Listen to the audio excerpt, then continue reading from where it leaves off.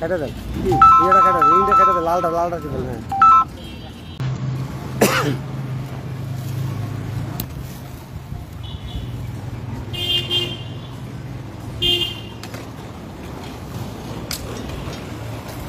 প্রত্যেকটা গাছে কতগুলো প্যানেল লাগানো পেরেক পোতা, এতে কিন্তু গাছ কষ্ট পায়। এটা মানুষ যেভাবে কষ্ট পায়, প্রাণী যেভাবে কষ্ট পায়, তো উদ্ভিদ ওইভাবেই কষ্ট পায়, কিন্তু আমরা এটা বুঝতে পারি না। তো আমাদের উদ্দেশ্য মানুষ সচেতন করা, একই সাথে বর্তমানে যে গাছগুলো লাগানো আছে, পেরেক লাগানো আছে, এই পেরেকগুলো অপসারণ করা। আমরা জানি যে গাছেরও কিন্তু জীবন আছে এবং গাছ কিন্তু আমাদের বিভিন্ন উদ্দীপনায় সাড়া দেয়,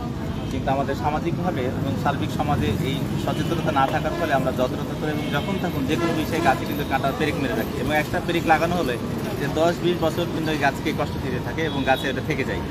তো সেই জায়গা থেকে আমাদের যে গাছ সুরক্ষা আইন সামনে আসতেছে এবং খসড়ার কার্যক্রম চলমান রয়েছে, সেখান থেকে গাছকে আমরা সুরক্ষা দিতে পারি সেই উদ্দেশ্যে এবং একই সাথে জনসচেতনতা বৃদ্ধির জন্য কিন্তু সারাদিনের জন্য কর্মসূচি,